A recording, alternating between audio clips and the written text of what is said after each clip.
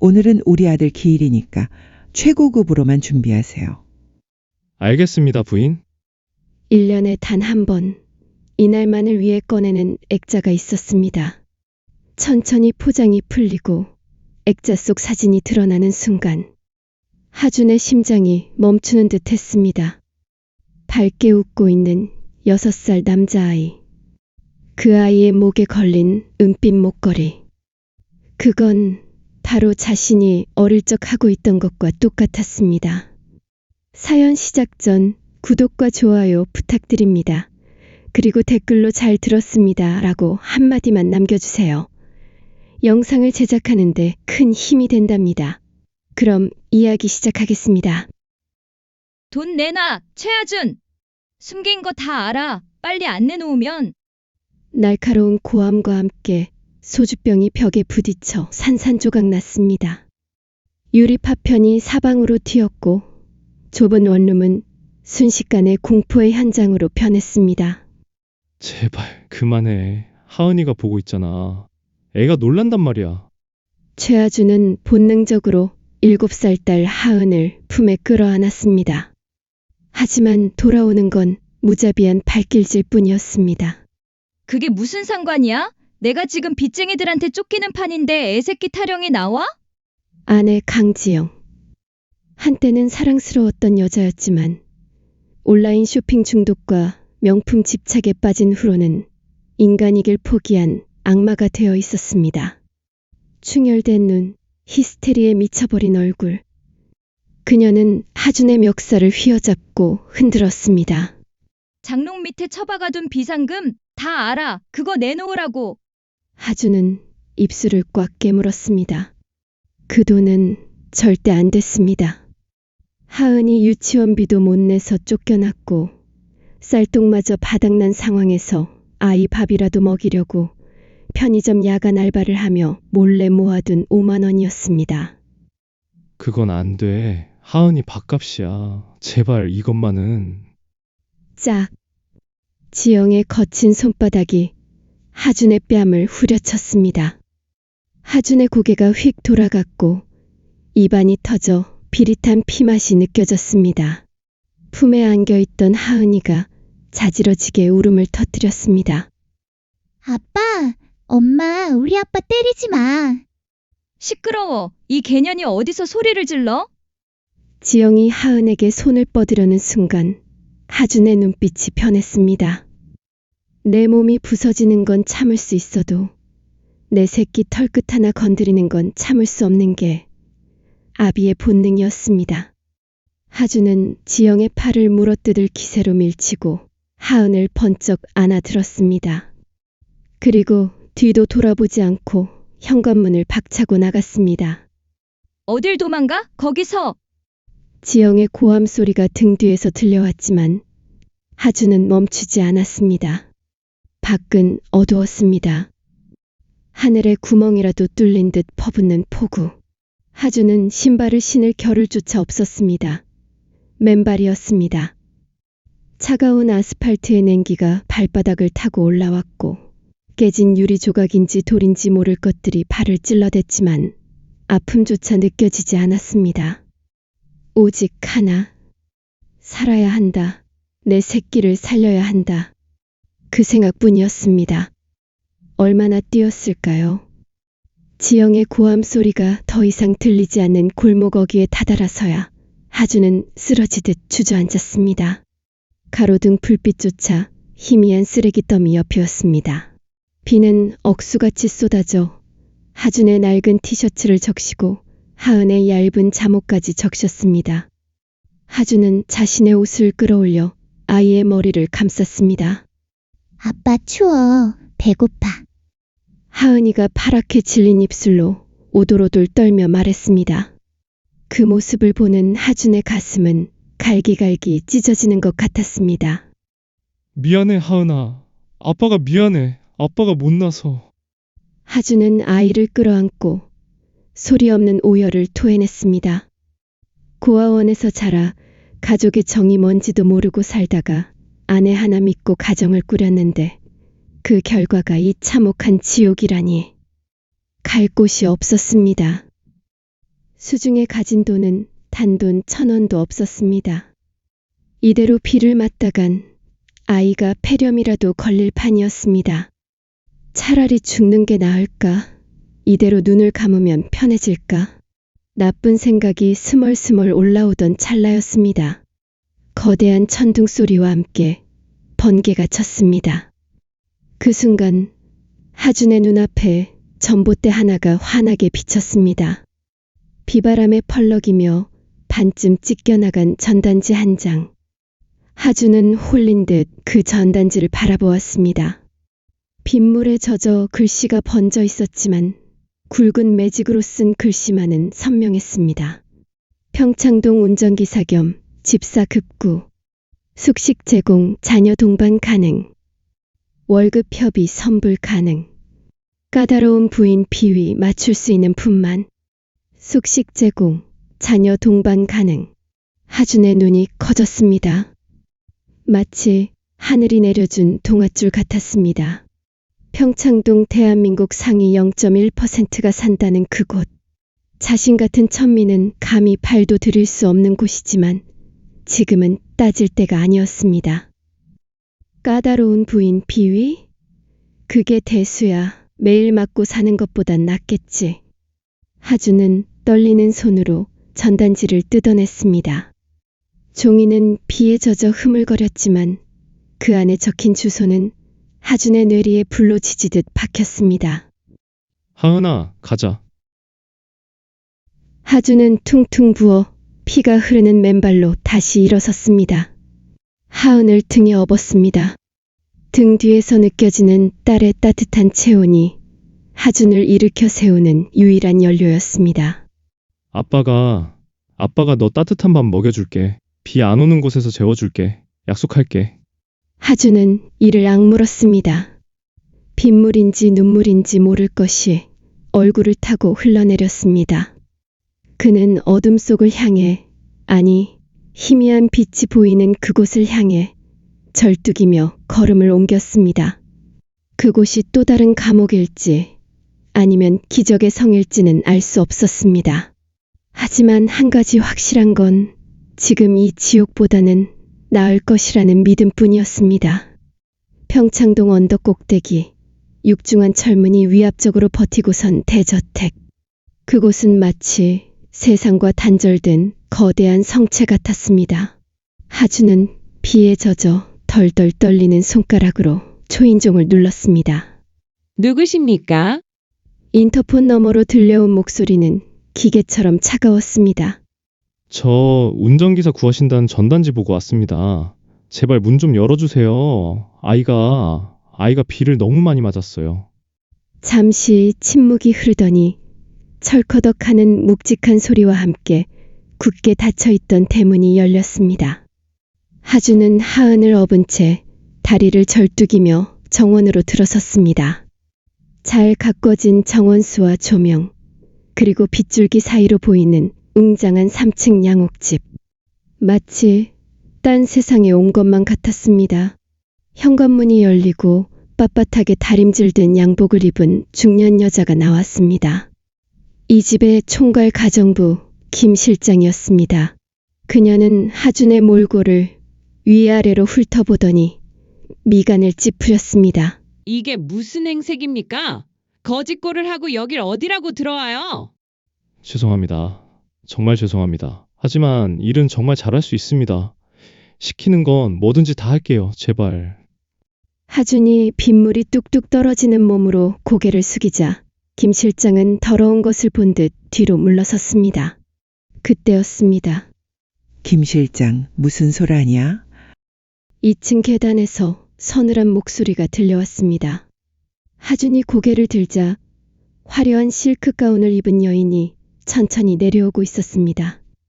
대성그룹의 안주인 한설아였습니다. 창백할 정도로 흰 피부, 깊게 팬 눈두덩이, 그리고 생기라곤 찾아볼 수 없는 메마른 눈빛. 그녀는 마치 얼음 조각상처럼 차가워 보였습니다. 부인, 죄송합니다. 운전기사 면접을 보러 왔다는데 아이까지 데리고 와서 제가 돌려보내려던 참이었습니다. 아이? 그때였습니다. 한설아의 시선이 하준의 등에 엎인 하은에게 꽂혔습니다. 순간 한설아의 눈동자가 심하게 흔들렸습니다. 그녀는 혐오스럽다는 듯 소리를 질렀습니다. 당장 내보내. 집에 애 울음소리 들리는 거 질색인 거 몰라? 어디 감히 혹을 달고 들어와. 한설아의 히스테릭한 고함에 하은이 놀라 자지러지게 울기 시작했습니다. 아빠 무서워. 집에 갈래. 조용히 못 시켜? 내 아들은 죽어서 울지도 못하는데 어디서 남의 새끼가 울어대? 한설아는 귀를 막으며 발작하듯 소리쳤습니다. 그녀에게 아이의 울음소리는 30년 전 잃어버린 아들에 대한 죄책감을 찌르는 칼날과도 같았습니다. 하준은 털썩 무릎을 꿇었습니다. 차가운 대리석 바닥에 이마를 짚으며 빌었습니다. 부인, 잘못했습니다. 애가 배고파서 그래요. 며칠을 굶어서 그래요. 제발 한 번만 살려주세요. 아이 단속시키겠습니다.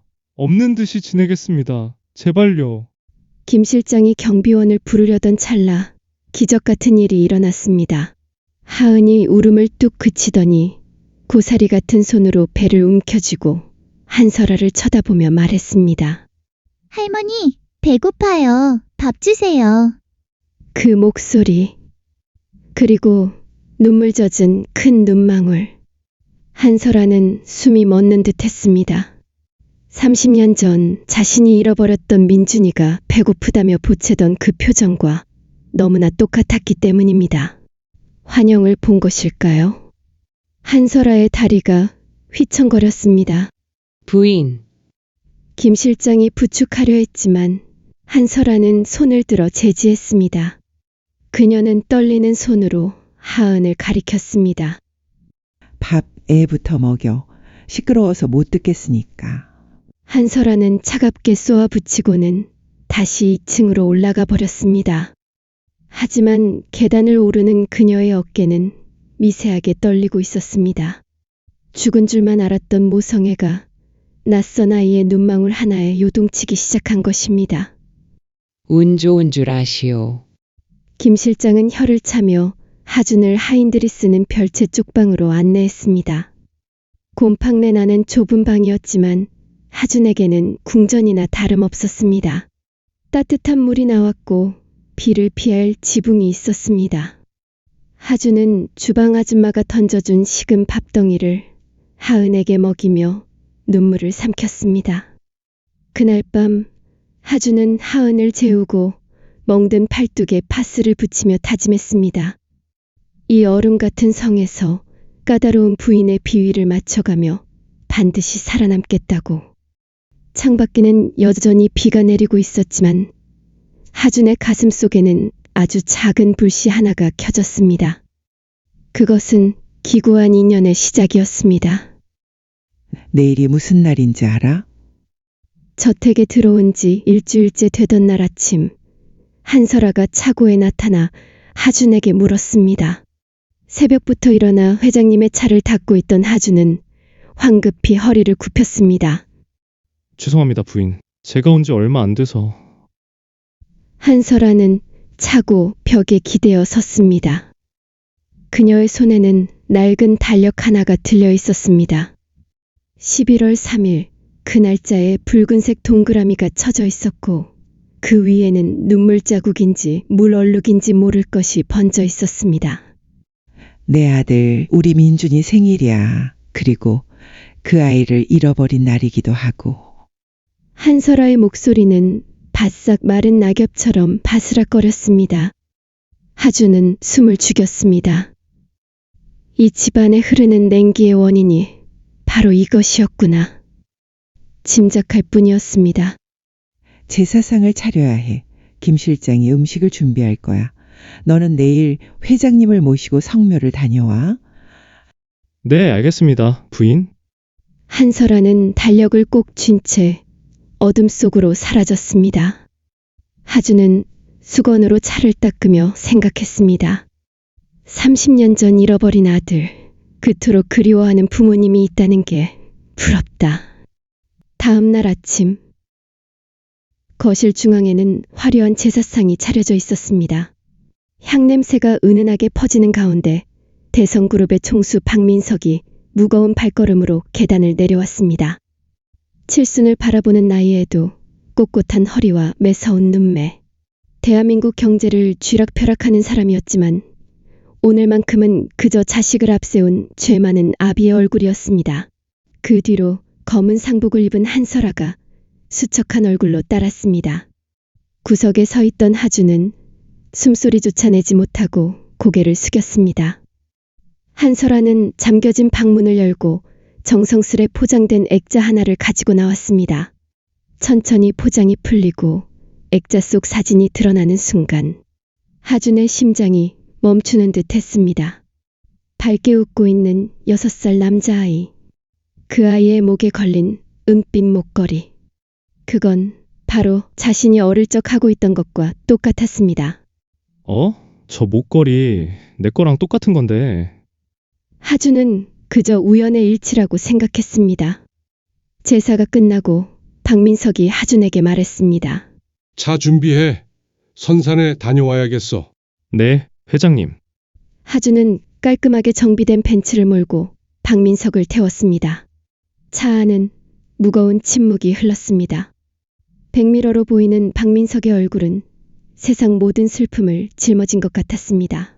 기사 양반, 네, 회장님. 자네 아이가 있다지? 네, 7살 딸이 있습니다. 그래, 딸. 박민석은 창밖을 바라보며 중얼거렸습니다. 난 아들이었어. 6살에 잃어버렸지. 30년이 지났는데도 어제 일처럼 선명해. 그 아이가 목에 하고 있던 별 목걸이까지. 하준의 손이 핸들을 쥔 채 굳어졌습니다. 은으로 만든 작은 별 펜던트. 내 아내가 직접 주문 제작한 거였어. 세상에 단 하나뿐인 우리 아들만의 목걸이, 별 펜던트 목걸이를 갖고 있는 아이가 있다고 하면 전국 어디든 한달음에 찾아가곤 했었어. 그런데 결국 찾지 못했지. 내 아이의 목걸이 뒤에는 아이가 직접 새겨넣은 자동차 그림이 그려져 있거든. 하준의 심장이 쿵 내려앉았습니다. 사진 속에 있던 남자아이가 하고 있던 목걸이. 그건 정확히 자신의 것과 같은 목걸이였습니다. 그런데 세상에 하나밖에 없는 목걸이라니. 게다가 자동차 그림까지 정확히 자신이 가지고 있는 목걸이가 맞았습니다. 설마 그럴 리가. 성묘를 마치고 돌아오는 길. 하준은 온 신경이 장롱 밑에 숨겨둔 그 목걸이에 쏠려 있었습니다. 저택에 도착하자마자 하준은 별채로 달려갔습니다. 하준은 떨리는 손으로 장롱 밑 틈새를 뒤졌습니다. 신문지에 꽁꽁 쌓인 낡은 목걸이. 그것은 고아원 원장 수녀님이 이게 내 부모를 찾을 유일한 단서란다며 쥐어준 하준의 유일한 물건이었습니다. 하준이 목걸이를 펼쳤습니다. 은빛 체인, 별 모양 펜던트, 왼쪽 날개 부분에 살짝 휘어진 흔적, 뒤에 새겨진 자동차 그림. 회장님이 말씀하신 그 목걸이와 똑같다. 설마 내가 이 집 아들이라고? 하준은 고개를 흔들었습니다. 말도 안 돼, 그럴 리 없어. 하지만 가슴 한구석이 두근거렸습니다. 그날 밤 하준은 잠들지 못하고 목걸이를 들여다보았습니다. 만약 정말 그렇다면 나를 30년 동안 그리워한 부모님이 바로 저 문 너머에 계신다면. 하지만 동시에 두려웠습니다. 증거라곤 이 낡은 목걸이 하나뿐인데 믿어줄까?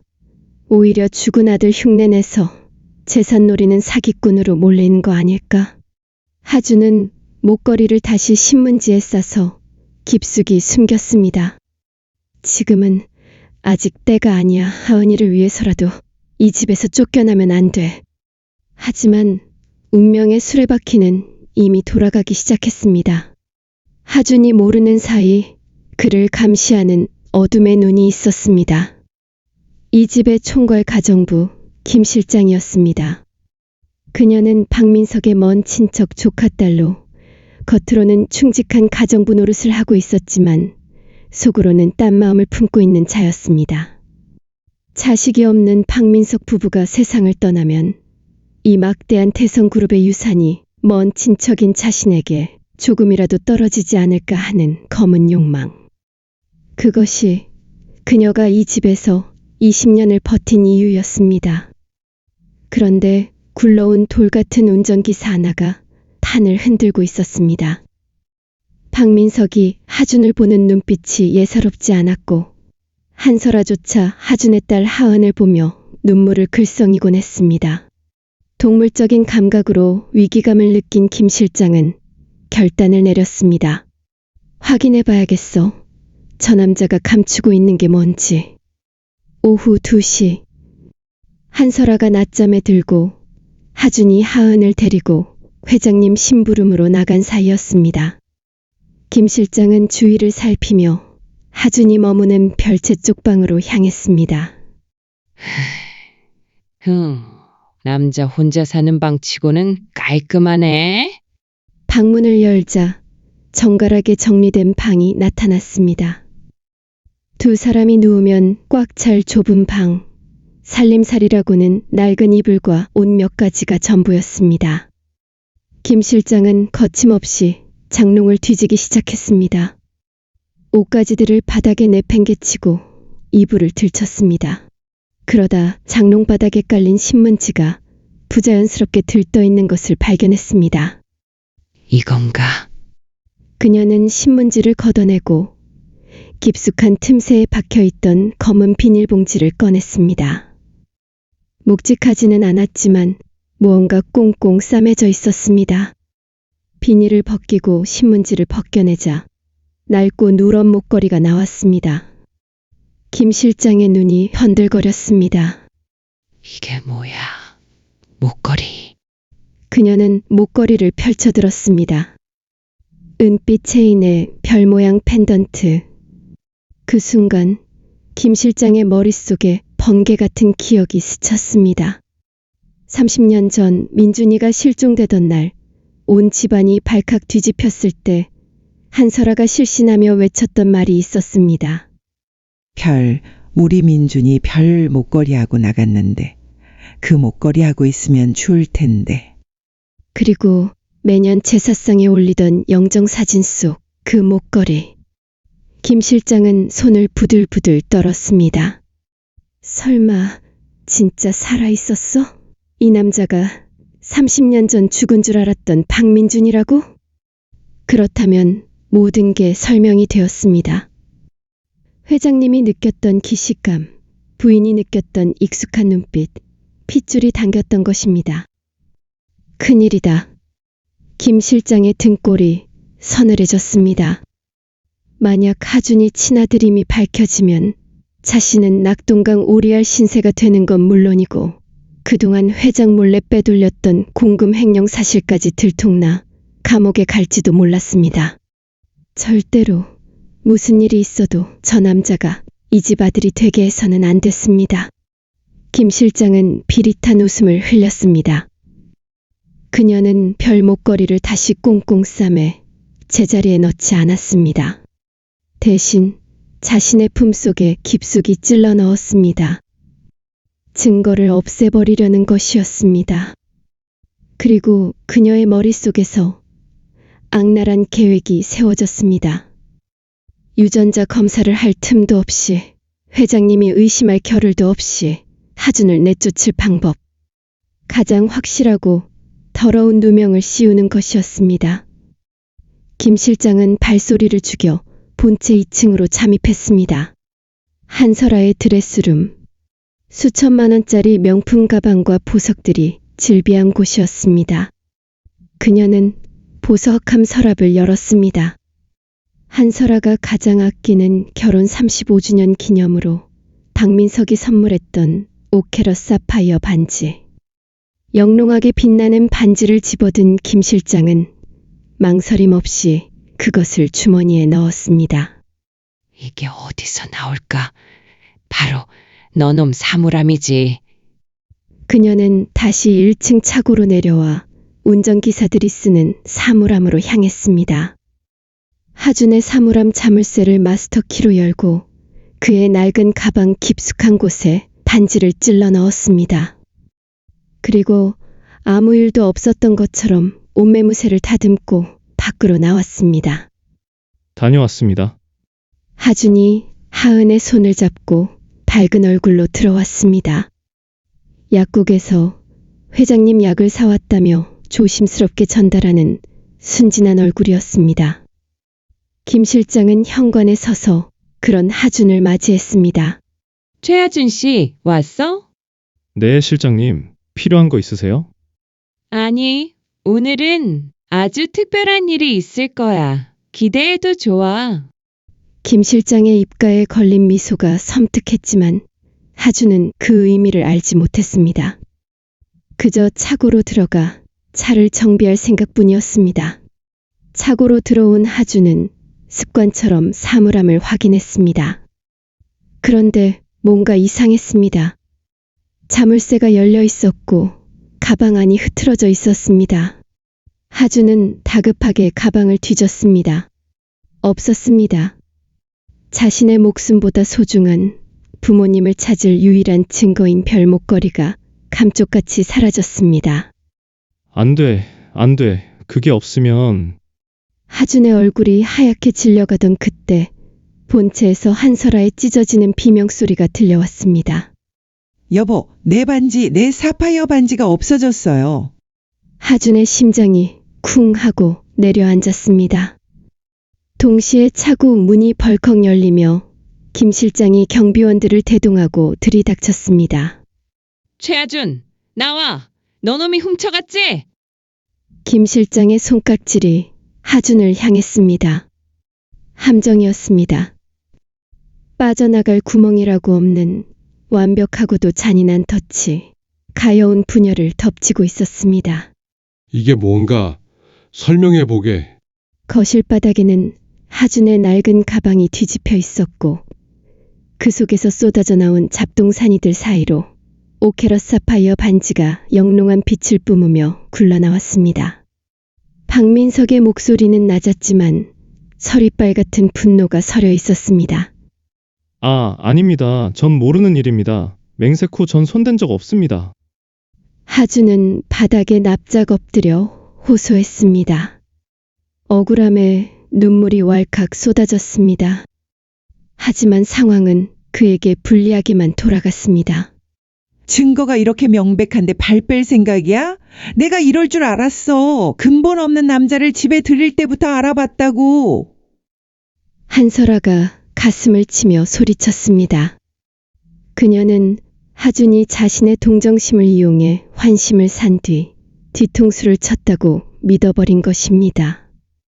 김 실장은 회심의 미소를 감추며 한마디 거들었습니다.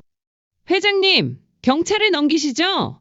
이런 도둑놈은 콩밥을 먹어야 정신을 차립니다. 그리고 저기 저 아이도 공범일지 모릅니다. 앵벌이 시키듯 애를 앞세워 동정심 유발한 거 아닙니까? 하준의 등 뒤에서 바들바들 떨고 있던 하은이가 울음을 터뜨렸습니다. 으앙, 우리 아빠 도둑 아니에요. 아줌마 나빠요. 이년이 어디서 소리를 질러? 김 실장이 하은을 윽박지르며 손을 들어올리는 순간이었습니다. 쾅, 쾅, 쾅. 저택의 육중한 철대문이 부서질 듯 울리는 괴성이 들려왔습니다. 인터폰이 미친 듯이 울려댔습니다. 누구야? 이 밤중에. 박민석이 미간을 찌푸리며 CCTV 화면을 확인했습니다. 화면 속에는 히스테리를 부리는 한 여자가 대문을 발로 차고 있었습니다. 헝클어진 머리, 충혈된 눈, 그리고 손에 들린 명품 핸드백. 하준은 화면을 보자마자 비명을 지르며 주저앉았습니다. 그녀는 지옥에서 기어 올라오는 악마 아내 강지영이었습니다. 문 열어! 최하준, 숨은 거 다 알아. 내 남편 내놔! 강지영의 고함 소리가 인터폰을 타고 거실까지 생생하게 들려왔습니다. 하준의 얼굴에서 핏기가 완전히 사라졌습니다. 심장이 터질 듯 요동쳤습니다. 어떻게 여기까지 알고 찾아왔단 말인가? 저 여자 누구야? 한설아가 질린 표정으로 묻자 하준은 입술을 깨물며 고개를 저었습니다. 말할 수 없었습니다.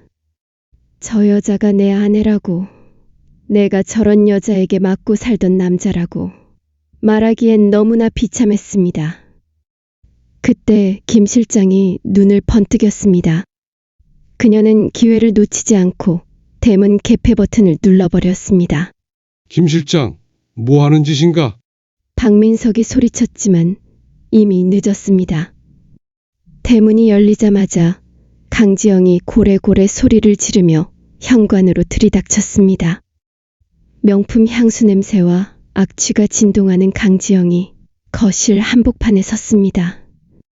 그녀는 웅장한 샹들리에와 대리석 바닥에 잠시 기가 죽는 듯 하더니 구석에 웅크리고 있는 하준을 발견하고는 눈을 뒤집었습니다. 여기 있었네? 이 쓸모없는 놈. 강지영이 성큼 다가와 하준의 머리채를 낚아챘습니다. 도망을 쳐? 네가 감히 나를 따돌리고 도망을 쳐? 내가 널 찾으려고 얼마나 개고생했는 줄 알아? 흥신소에 돈이 얼마나 깨졌는데. 강지영은 하준을 짐짝처럼 바닥에 내동댕이 쳤습니다. 하은이가 엄마 하지마 하며 매달렸지만 강지영은 발길질로 아이를 밀어냈습니다. 당신 뭐야? 남의 집에서 이게 무슨 행패야? 박민석이 노성을 터뜨리며 앞을 막아섰습니다. 경호원들이 달려와 강지영의 팔을 꺾었습니다. 아이고, 사람 살려. 재벌 회장님이 서민 죽인다. 강지영은 바닥에 대자로 누우더니 악을 쓰기 시작했습니다. 그리고는 비열한 눈빛으로 박민석과 한설아를 번갈아 보며 침을 뱉듯이 말했습니다. 회장님, 이 남자가 누군지는 알고 집에 들이셨어요? 이놈, 내 돈 훔쳐서 도망친 도둑놈이에요. 나 몰래 딴 년이랑 바람나서 애 데리고 야반 도주한 천하의 못쓸 놈이라고. 뭐라고? 한설아는 충격에 입을 다물지 못했습니다. 하준은 고개를 세차게 저으며 절규했습니다. 아닙니다. 거짓말입니다. 저 여자가 절 때려서 쇼핑비 때문에 절 팔아먹으려 해서 도망친 겁니다. 회장님, 믿어주세요. 하지만 강지영은 코웃음을 쳤습니다. 그녀의 시선이 바닥에 떨어진 사파이어 반지에 꽂혔습니다. 이거 봐. 여기서도 손버릇은 못 고치고 도둑질하다 걸렸네. 회장님, 보셨죠? 이놈, 원래 이런 놈입니다. 제 돈도 모자라 회장님 보석까지 털어먹으려고 들어온 겁니다. 상황은 최악으로 치달았습니다. 김 실장의 눈명 씌우기와 강지영의 거짓 폭로가 절묘하게 맞아떨어진 것입니다. 박민석의 눈빛이 흔들렸습니다. 아무리 그래도 도둑질 현장이 발각된 데다 아내라는 자가 와서 허튼 소리를 떠드니 하준을 변호할 명분이 없었습니다. 내보내. 박민석이 고통스럽게 눈을 감으며 명령했습니다. 경찰 부를 것도 없다. 당장 내 집에서 저것들 다 끌어내. 안 됩니다, 회장님. 부인, 저 쫓겨나면 죽습니다. 하은이라도 살려주세요. 하준이 박민석의 바짓가랑이를 잡고 늘어졌지만 김 실장이 거칠게 떼어냈습니다. 빨리 따라 나와. 오늘 아주 뼈도 못 추리게 해주마. 강지영이 하준의 멱살을 잡아 질질 끌고 나갔습니다. 하준의 낡은 옷이 찢어질 듯 당겨졌습니다. 하은이는 울면서 아빠 하며 뒤를 쫓았습니다. 거실 바닥에 하준의 손톱 자국이 길게 남았습니다. 그것은 살려달라는 처절한 구조 신호였습니다. 어머니, 아버지, 제발 저 좀 봐주세요. 당신들이 찾던 아들이 여기 있습니다. 제발, 저 악마의 손에서 저를 구해주세요. 하준의 마음속 외침은 목구멍에 걸려 나오지 못했습니다. 그가 질질 끌려가는 동안 하준의 찢어진 셔츠 어깨 너머로 붉은 화상 흉터가 희미하게 드러났습니다. 30년 전 잃어버리기 직전 뜨거운 냄비에 데어 생겼던 박민석 부부만이 알고 있는 그 결정적인 상처가. 하지만 흥분한 사람들 틈에서 그것을 본 사람은 아직 아무도 없었습니다. 단 한 사람 계단 위에서 이 모든 광경을 지켜보고 있던 한설아의 눈에 언뜻 붉은 자국이 스치고 지나갔을 뿐입니다. 놔! 이거 놔! 하준의 처절한 비명이 저택의 높은 천장을 때렸습니다. 강지영은 짐승처럼 하준의 뒤통수를 낚아채 현관문 쪽으로 질질 끌고 갔습니다. 하준의 손톱이 대리석 바닥을 긁으며 끼익 소름 끼치는 소리를 냈지만 흥분한 여자의 힘과 경호원들의 무관심을 당해낼 수는 없었습니다. 아빠, 우리 아빠 데려가지 마. 7살 하은이가 강지영의 다리에 매달려 울부짖었지만 강지영은 가차없이 아이를 걷어찼습니다. 아이가 대구로 굴러 벽에 부딪혔습니다. 하은아, 하준의 눈이 뒤집혔습니다. 그 순간 하준의 안에서 끓어오른 것은 공포가 아닌 죽음을 불사한 분노였습니다. 이 짐승만도 못한 년, 내 새끼 건드리지 마! 하준은 강지영의 팔을 물어뜯을 기세로 몸부림쳤습니다. 바닥에 엎어진 채로 강지영의 치맛단을 잡고 늘어졌습니다. 강지영은 당황하여 하준을 떼어내려 발버둥쳤고 그 과정에서 하준의 낡고 삭은 티셔츠 목덜미를 거칠게 잡아당겼습니다. 찌! 섬유가 찢어지는 날카로운 파열음이 거실에 울려 퍼졌습니다.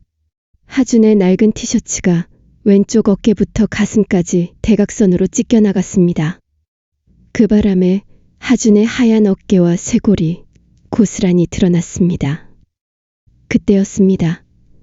샹들리에의 화사한 조명 아래 하준의 왼쪽 어깨뼈 부근에 있는 선명하고 붉은 자국이 번쩍였습니다. 마치 불에 지진 듯 쭈글쭈글하게 오그라든 어른 손바닥만한 화상 흉터. 그 흉한 상처가 드러나는 순간 계단 위에서 이 모든 아수라장을 지켜보던 한설아의 눈동자가 찢어질 듯 커졌습니다. 시간이 멈춘 것 같았습니다. 한설아의 뇌리에 30년 전 그날의 기억이 벼락처럼 꽂혔습니다. 30년 전 그날.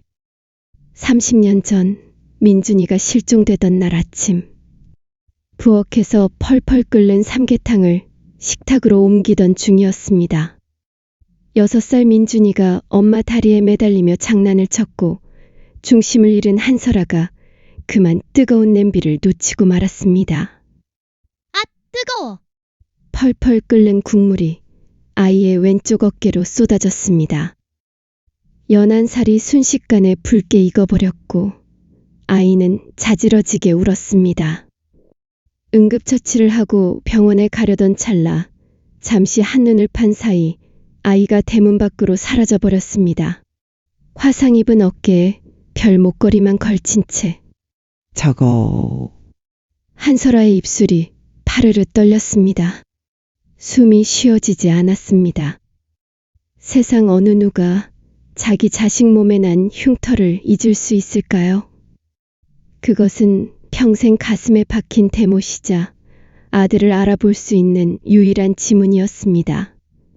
한설아는 계단을 굴러떨어지듯 뛰어내려왔습니다. 신발도 신지 않은 맨발이었습니다. 멈춰! 당장 멈추란 말이야.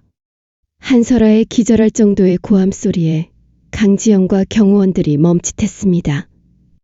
그녀는 미친 사람처럼 강지영에게 달려들었습니다. 그리고 하준의 멱살을 잡고 있는 강지영의 손을 미친 듯이 핥히고 때려 떼어냈습니다.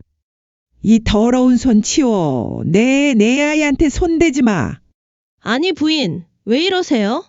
이 남자는 도둑놈이라니까요. 강지영이 황당해하며 소리쳤지만 한설아는 들리지 않는 듯 하준을 감싸 안았습니다. 그리고 떨리는 손으로 하준의 찢어진 옷자락을 걷어내고 그 붉은 흉터를 쓰다듬었습니다. 손끝에 닿는 울퉁불퉁한 살결. 30년 전 자신이 낸 상처. 자신이 평생을 저주하며 울부짖었던 그 죄책감의 흔적. 한설아의 입에서 짐승의 울음 같은 통곡이 터져나왔습니다. 그녀는 하준의 얼굴을 두 손으로 감싸쥐고 눈물 범벅이 된 눈으로 뚫어지게 바라보았습니다. 너였니? 너가 민준이었어? 내 새끼였어? 하주는 멍하니 한설아를 바라보았습니다. 부인, 일단 진정하세요. 그래, 아프지. 엄마가 미안해. 그때 그 뜨거운 국물을 쏟아서. 그래서 이렇게 된 거지. 이거 그때 대인 거잖아. 맞지? 응? 하준의 눈이 커졌습니다. 어릴 때부터 가지고 있던 이 흉터. 고아원 원장님은 내가 들어올 때부터 있었단다. 아마 큰 사고를 당했던 모양이야 라고만 했지. 정확한 원인은 몰랐습니다. 그런데 이 부인이 그걸 어떻게 알고 있는 걸까요? 그 순간 박민석도 사태를 파악하고 다가왔습니다. 그는 한설아가 어루만지는 흉터를 보고는 그 자리에서 얼어붙었습니다. 여보, 저 상처. 맞아요, 맞아요. 여보, 우리 민준이에요. 이거 봐요. 내가 낸 상처. 내가 국 쏟아서 생긴 그 흉터랑 똑같잖아요. 한설아가 피를 토하듯 외쳤습니다. 박민석의 다리가 휘청거렸습니다. 그는 바닥에 주저앉아 멍들고 찢어진 옷을 입고 벌벌 떨고 있는 하준을 바라보았습니다. 자신의 아들을 자신의 집 운전기사로 부리며 구박하고 도둑 누명까지 씌워 쫓아내려 했다니. 이게 무슨... 그때 상황이 묘하게 돌아가는 것을 눈치챈 강지영이 누나를 굴리며 낄쭉거렸습니다. 아니, 회장님 부부께서 단체로 노망이 나셨나? 이 남자가 아들이라니요? 이건 사기꾼이에요. 몸에 흉터 하나 있다고. 재벌집 아들이면 대한민국 화상 환자는 다 회장님 자식입니까? 정신 차리세요. 이놈은 무능한 백수라니까요. 강지영이 다시 하준의 팔을 낚아채려 했습니다. 손 대지 마라. 박민석의 목소리였습니다. 방금 전까지의 당황한 기색은 사라지고 지옥불 같은 분노가 그 자리를 채웠습니다. 그는 천천히 몸을 일으켰습니다. 대한민국 재계서열 3위 대성그룹 총수의 위압감이 거실을 짓눌렀습니다. 경호원, 뭐하고 있나? 우렁찬 호통에 경호 실장과 요원들이 들이닥쳤습니다. 전현, 당장 끌어내. 무릎 꿇려. 네, 회장님. 건장한 경호원들이 순식간에 강지영을 제압하여 바닥에 꿇어앉혔습니다. 억 소리와 함께 강지영의 팔이 뒤로 꺾였습니다. 그리고 김 실장. 박민석의 서늘한 시선이 구석에서 파랗게 질려 떨고 있는 김 실장을 향했습니다. 자네, 아까부터 안색이 안 좋군. 내가 모르는 뭔가를 알고 있나 보지? 당장 유전자 검사팀 불러. 지금 당장. 하준은 멍하니 이 모든 상황을 지켜보았습니다. 한설아는 하준을 품에 꼭 안고 놓아주지 않았습니다. 그녀의 눈물과 따뜻한 체온이 하준의 찢어진 옷 사이로 스며들었습니다. 난생 처음 느껴보는 엄마의 품이었습니다. 민준아, 내 새끼. 엄마가 널 못 알아보고 널 도둑 취급하고. 하준의 눈에서도 이유 모를 눈물이 주르륵 흘러내렸습니다. 이 품이 왜 이렇게 익숙한지, 왜 이렇게 사무치게 그리운지 알 것 같았습니다. 자신의 몸에 새겨진 이 흉터가 단순한 상처가 아니라 핏줄을 이어주는 붉은 실이었다는 것을. 폭풍우 치던 밤, 거짓과 진실이 뒤엉킨 거실 한복판에서 30년 만에 멈췄던 운명의 시계바늘이 다시 돌아가기 시작했습니다. 저택의 거실은 태풍이 지나간 듯 고요했지만 그 공기는 납덩이처럼 무거웠습니다.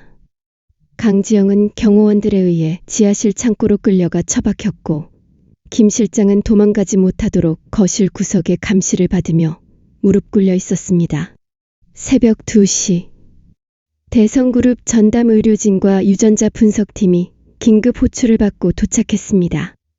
거실 한가운데 하준은 한설아가 덮어준 캐시미어 숄을 두르고 소파에 앉아 있었습니다. 그의 곁에는 하은이가 아빠의 허리를 꼭 껴안고 잠들지 못한 채 눈치를 살피고 있었습니다. 의료진이 하준의 입안을 면봉으로 문지르고 박민석과 한설아의 구강세포를 채취하는 동안 하주는 자신이 꿈을 꾸고 있는 것만 같았습니다. 이 거대한 저택, 대한민국 최고의 재벌 회장님, 그리고 나를 보며 하염없이 눈물 흘리는 부인. 정말일까? 내가 이분들의 아들일까? 만약 검사 결과가 아니라고 나오면 그때는 어떡하지? 하주는 두려웠습니다. 희망을 품었다가 추락하는 것이 얼마나 아픈지 32년 인생을 통해 너무나 잘 알고 있었기 때문입니다. 차라리 지금 도망치는 게 낫지 않을까 하는 생각이 들 정도로 심장이 터질 듯 뛰었습니다. 검사 결과는 급행으로 진행됩니다. 4시간 후면 나옵니다.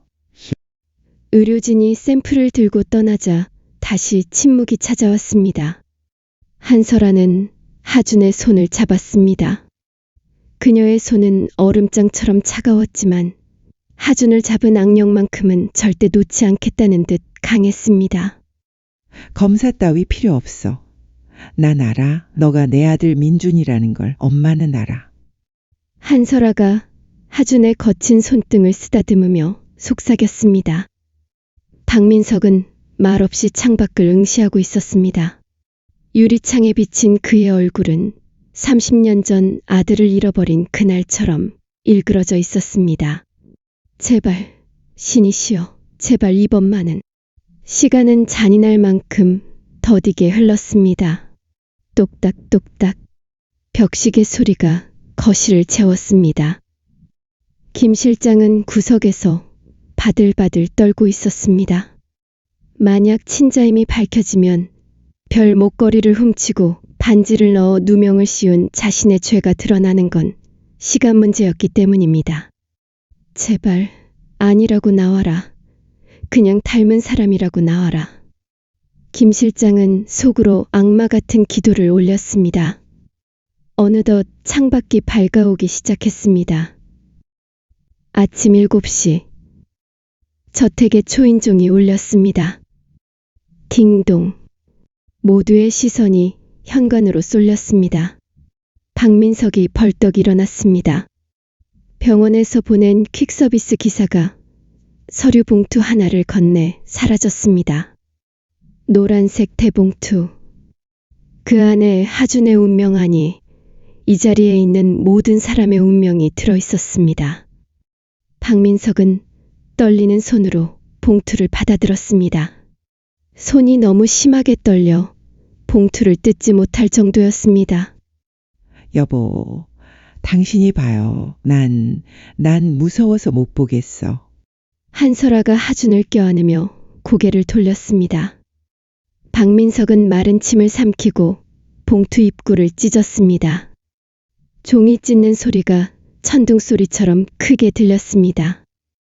그의 눈동자가 서류 위를 바쁘게 훑어내려갔습니다. 복잡한 유전자 그래프와 수치들. 그리고 맨 마지막 장 하단에 적힌 굵은 글씨. 박민석의 시선이 그곳에 멈췄습니다. 정적. 숨막히는 정적이 1초, 2초, 3초 흘렀습니다. 갑자기 박민석의 어깨가 들썩이기 시작했습니다. 종이를 쥔 손이 구겨질 듯 힘이 들어갔습니다. 그의 입에서 짐승이 울부짖는 듯한 신음이 터져나왔습니다. 여보, 왜 그래요? 네, 아니에요? 아닌 거예요? 한설아가 비틀거리며 일어나 남편에게 다가갔습니다.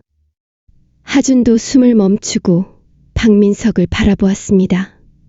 박민석은 대답 대신 종이를 들어 아내와 하준에게 보여주었습니다. 눈물로 얼룩진 시야 속으로 선명한 글자가 들어왔습니다. 친자 관계가 성립합니다. 일치율 99.999%. 한설아는 외마디 비명을 지르며 그 자리에 실신하듯 주저앉았습니다. 하준은 멍하니 그 숫자를 바라보았습니다. 99.9999%. 세상 그 무엇보다 확실한 숫자. 자신이 버려진 아이가 아니라 잃어버린 아이였다는 증명. 자신에게도 부모가, 그것도 나를 애타게 되찾던 부모가 있다는 사실. 민준아, 박민석이 와락 하준을 끌어안았습니다. 평생을 냉철하고 침착하게 살아온 그가 체면이고 뭐고 다 내팽개치고 어린아이처럼 엉엉 울었습니다. 내 새끼, 내 아들 민준아, 아빠가 죽일 놈이다. 바로 코앞에 두고 내 집 차고에서 일하게 하고 도둑 누명까지 씌우고 내가 눈이 멀었어.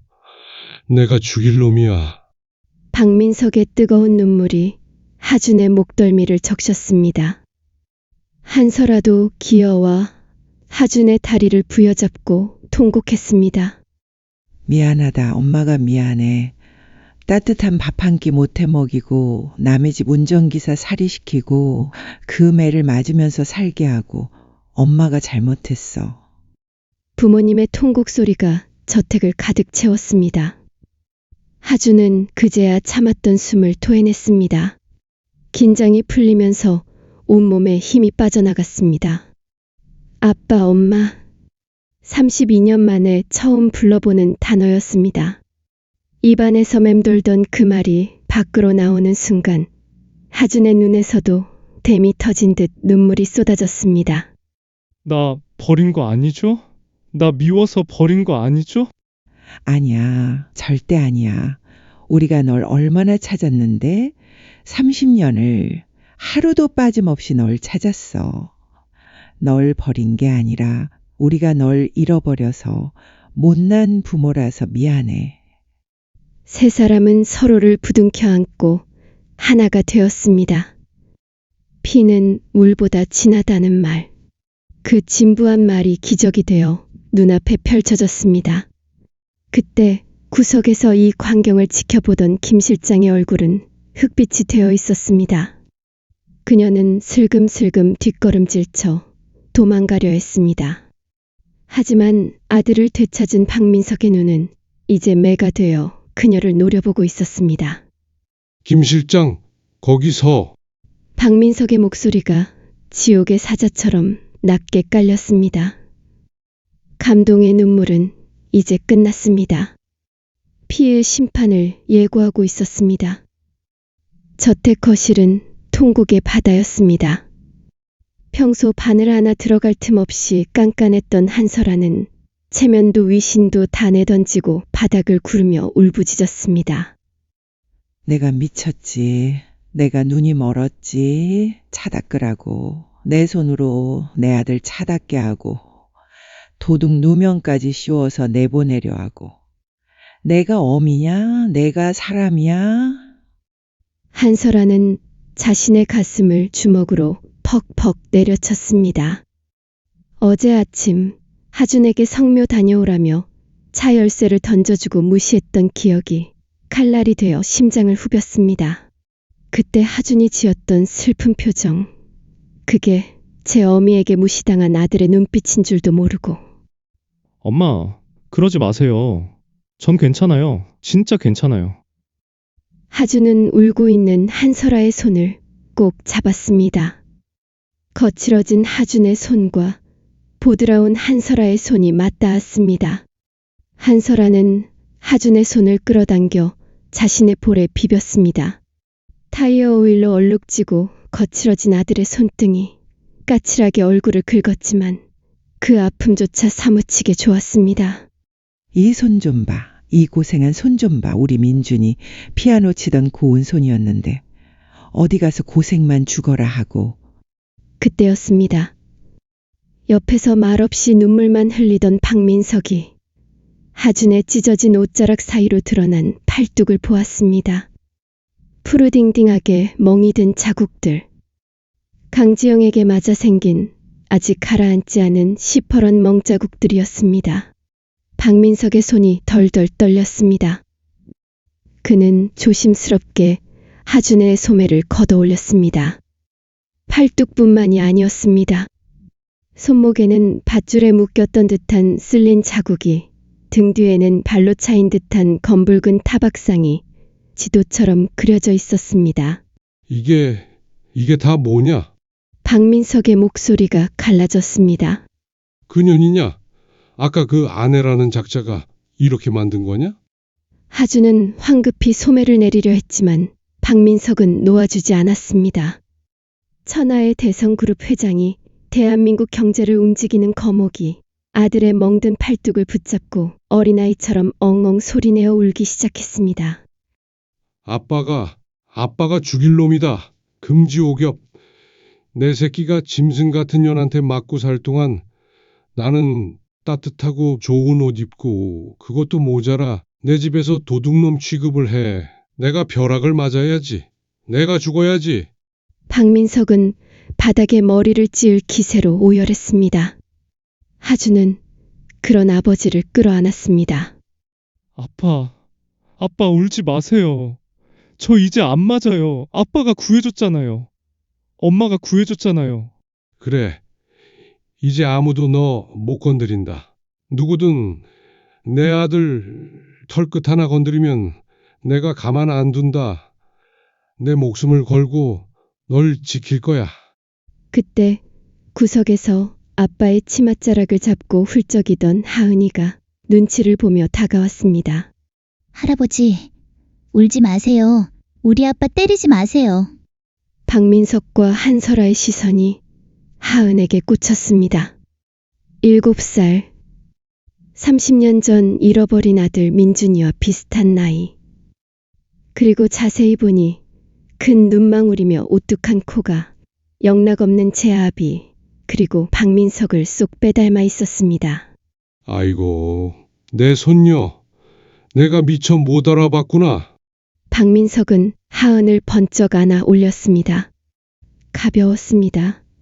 너무나 가벼워서 눈물이 났습니다.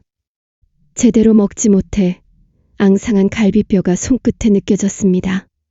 할아버지, 나 안 쫓아내요? 밥 줘요? 하은의 순진한 물음에 박민석의 가슴이 또 한 번 무너져 내렸습니다. 쫓아내다니. 여기가 너의 집이다. 이 할아버지가 다 줄 거다. 밥도 주고 과자도 주고 장난감도 다 사줄 거야. 이 집도 이 회사의 모든 것도 다 너 것이다. 박민석은 하은의 볼에 까칠한 수염을 비비며 뜨거운 눈물을 흘렸습니다. 한설아도 다가와 손녀의 등을 쓰다듬었습니다. 핏줄이라는 게 이렇게 무서운 것이었습니다. 보기 싫던 혹이 눈에 넣어도 안 아픈 보물이 되는 건 한순간이었습니다. 그 평화롭고 애절한 가족 상봉의 현장을 지옥불 같은 눈으로 노려보는 이가 있었습니다. 구석에 무릎 꿇려 있던 김 실장이었습니다.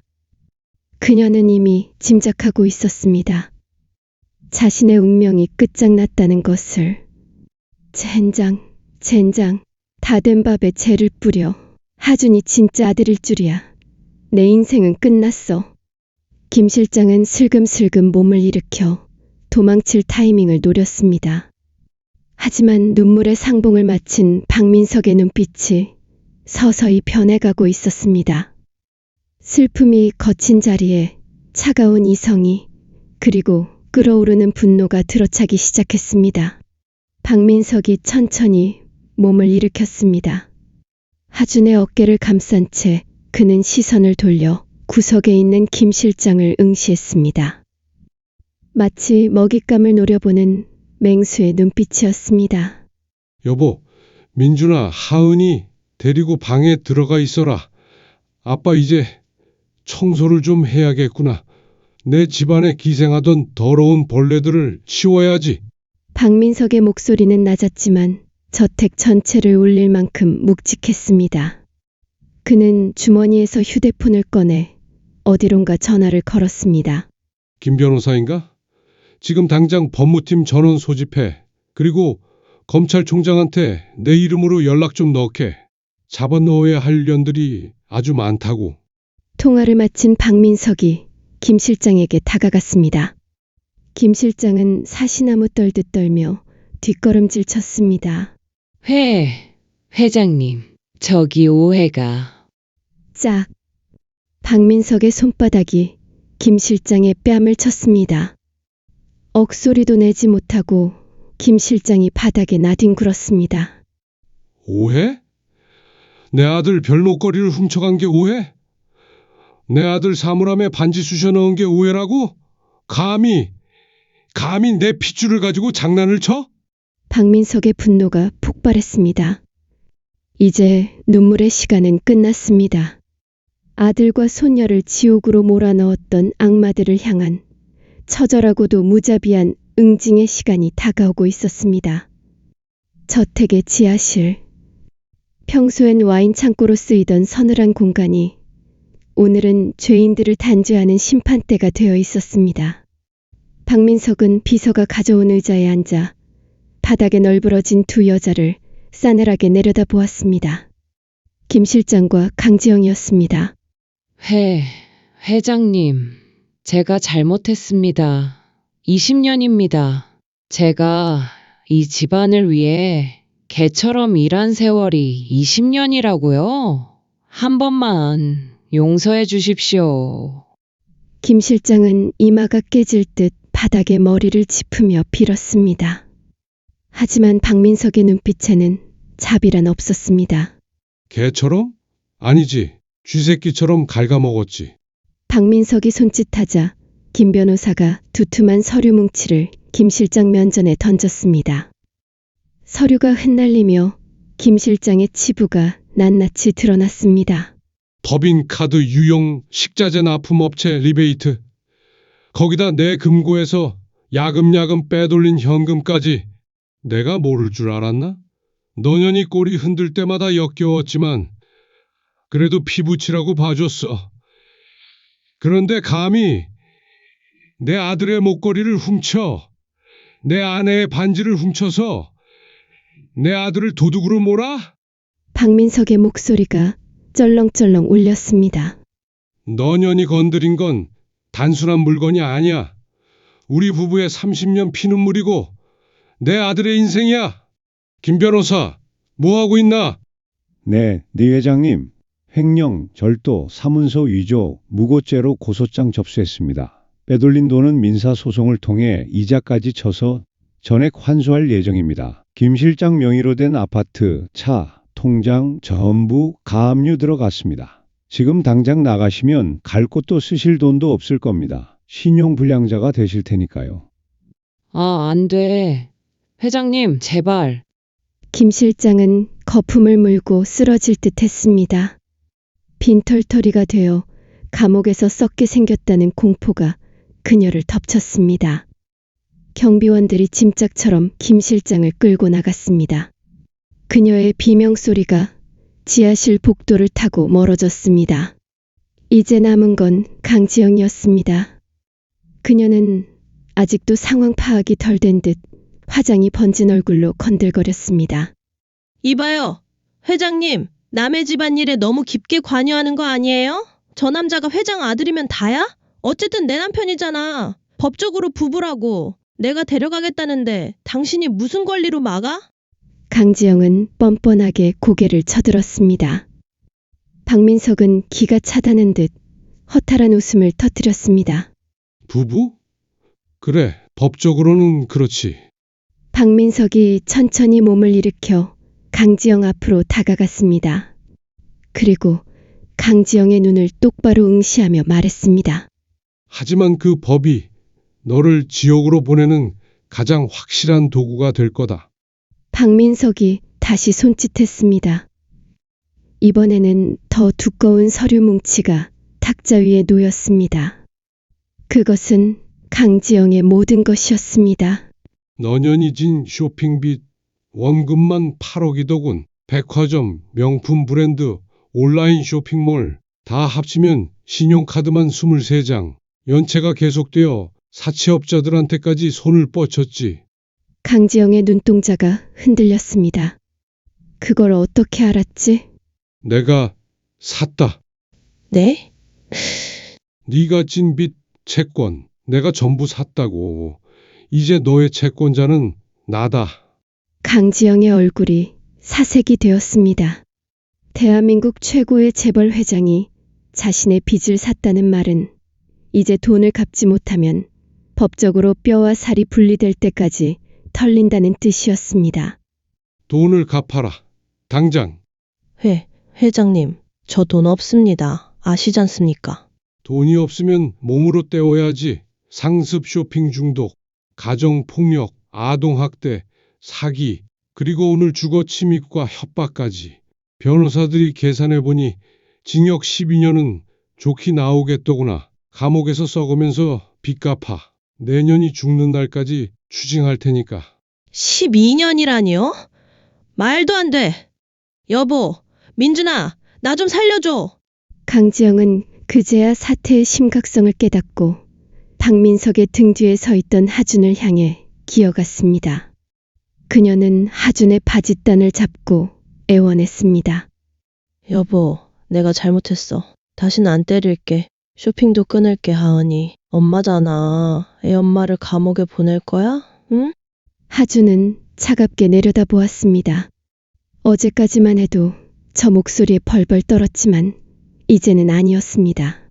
그의 곁에는 든든한 아버지가 그리고 그를 지켜주는 법이 있었습니다. 하준은 강지영의 손을 매몰차게 뿌리쳤습니다. 하은이 엄마? 웃기지 마. 당신은 하은이 학원비까지 훔쳐서 명품 가방 사는데 쑤셔넣은 악마야. 하은이가 배고프다고 울 때 한 번이라도 쳐다본 적 있어? 내 몸에 멍들고 피날 때 약 한 번 발라준 적 있어? 하준의 눈에서 도끼 어린 눈물이 흘렀습니다. 당신은 엄마도 아내도 아니야. 그냥 짐승이지. 그리고 내 이름은 최하준이 아니야. 하준은 숨을 깊게 들이마셨습니다. 그리고 30년 만에 되찾은 자신의 진짜 이름을 악마의 면전에 대고 또렷하게 선언했습니다. 내 이름은 박민준이야. 대성그룹 박민석 회장의 아들 박민준이라고. 다시는 내 이름 더러운 입에 올리지 마. 강지영은 멍하니 입을 벌렸습니다. 자신이 깔보고 때리던 남편이 감히 쳐다볼 수도 없는 하늘 같은 존재가 되어 자신을 내려다보고 있었습니다. 그러네. 박민석의 명령에 경비원들이 강지영을 개끌듯 끌고 나갔습니다. 하준아, 민준아, 한 번만. 으악! 강지영의 절규가 닫힌 철문 너머로 사라졌습니다. 경찰차가 요란한 사이렌 소리를 울리며 대기하고 있었습니다. 그녀는 이제 차가운 감방에서 평생을 후회하며 자신이 때린 남편과 딸을 그리워하는 것조차 허락받지 못한 채 썩어갈 것입니다. 지하실에 정적이 찾아왔습니다. 박민석은 떨고 있는 아들의 어깨를 감싸 안았습니다.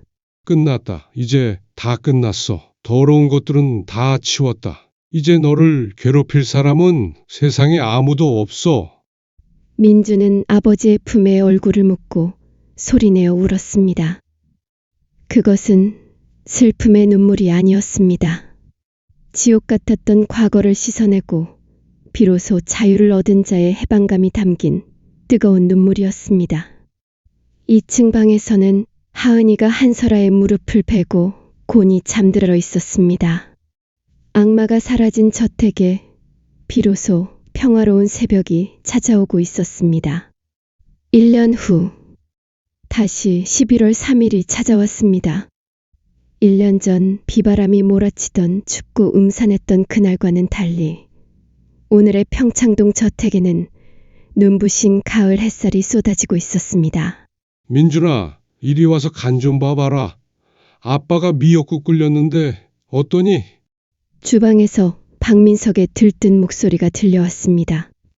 우울증으로 서재에만 틀어박혀 있던 과거의 모습은 온데간데 없었습니다. 화사한 앞치마를 두른 그의 얼굴에는 홍조가 피어올랐고 눈가에는 생기가 가득했습니다. 아빠, 제가 한다니까요. 앉아서 쉬세요. 민준이 웃으며 다가갔습니다. 그는 더 이상 쭈그려 앉아 눈치를 보던 운전기사가 아니었습니다. 윤기 흐르는 머릿결과 고급스러운 캐주얼 정장, 무엇보다 멍자국 하나 없이 깨끗하고 화사한 피부가 그가 얼마나 사랑받고 지내는지를 말해주고 있었습니다. 아니야. 내 아들 생일 미역국은 내 손으로 끓여야지. 지난 30년 동안 못 해준 거 다 해주려면 아빠는 쉴 틈이 없어. 박민석은 민준의 입에 국물을 떠넣어주며 아이처럼 눈을 반짝였습니다. 어때? 맛있어? 네, 아빠. 세상에서 제일 맛있어요. 민준의 눈가가 촉촉해졌습니다. 작년 오늘 차고 구석에서 몰래 눈물 젖은 도시락을 먹으며 죽은 아들은 좋겠다고 부러워했던 기억이 스쳐 지나갔습니다. 그때는 상상조차 못했습니다. 자신이 그토록 부러워하던 그 죽은 아들이 바로 자신이었고 1년 뒤 이렇게 아빠가 끓여준 따뜻한 미역국을 먹게 될 줄은요. 거실 중앙에는 거대한 상이 차려졌습니다. 하지만 그곳엔 더 이상 향냄새도 영정사진도 곡소리도 없었습니다. 대신 3단 케이크와 형형색색의 풍선, 그리고 한설아가 직접 준비한 장미 백송이가 그 자리를 채우고 있었습니다. 할아버지, 저 이거 불어도 돼요? 8살이 된 하은이가 고깔 모자를 쓰고 깡충깡충 뛰었습니다. 볼이 통통하게 오른 하은이는 대성그룹의 귀한 손녀답게 티 없이 밝은 모습이었습니다. 허허, 그래. 우리 강아지 불고 싶은 대로 다 불어라. 박민석은 손녀를 무릎에 앉히고 연신 싱글벙글했습니다. 그의 곁에는 법무팀장이 서류 가방을 들고 서 있었습니다. 자, 민준아, 이건 아빠 선물이다. 박민석이 건넨 서류 봉투. 민준이 의아하며 열어보자 희망나눔 복지재단 이사장 임명장과 등기 권리증이 들어있었습니다. 아빠, 이건 너무 과해요. 아니다. 넌 고아원과 가정폭력 피해자 지원센터를 만들고 싶다고 했지. 네 뜻대로 해라. 아빠가 가진 돈 이제는 사람 살리는 데 쓰고 싶다. 네가 그 재단을 맡아서 세상에 춥고 배고픈 사람들이 없게 만들어 다오. 그게 내 속죄이자 널 되찾게 해준 하늘에 대한 보답이다. 박민석의 진심 어린 말에 민주는 고개를 끄덕였습니다. 자신처럼 부모를 잃고 헤매는 아이들, 가정폭력에 시달리는 사람들에게 든든한 울타리가 되어주는 것. 그것이 민준이 꿈꾸던 새로운 삶이었습니다. 생일 축하합니다. 사랑하는 우리 아들, 생일 축하합니다에서. 생일 축하합니다. 사랑하는 우리 아들 생일 축하합니다에서 온 가족이 손을 치며 노래를 불렀습니다. 민주는 촛불을 끄기 전 두 눈을 감고 소원을 빌었습니다. 더 이상 빌 소원이 없었습니다. 지금 이 순간이 기적이고 꿈이었으니까요.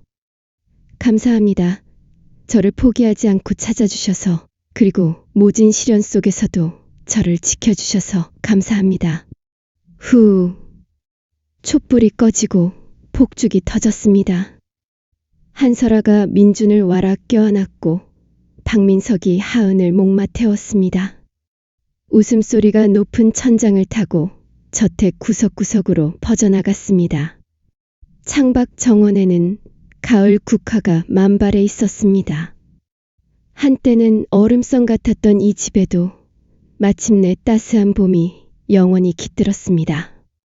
5년 후, 희망나눔 복지재단 개관식. 전국 곳곳에 세워진 가정폭력 피해자 보호시설, 고아원 지원센터, 남성 피해자 상담소. 민주는 재단 이사장으로서 수많은 사람들에게 희망의 등불이 되어주고 있었습니다. 이사장님, 오늘 100번째 가정이 새 출발을 했습니다. 그래요? 정말 다행이네요. 민주는 따뜻한 미소를 지었습니다. 그의 옆에는 아름다운 여성이 서 있었습니다. 재단에서 함께 일하다 만난 심리상담사 이수진. 그녀는 민준의 약혼녀이자 하은이가 진심으로 따르는 새엄마였습니다. 아빠, 수진 이모.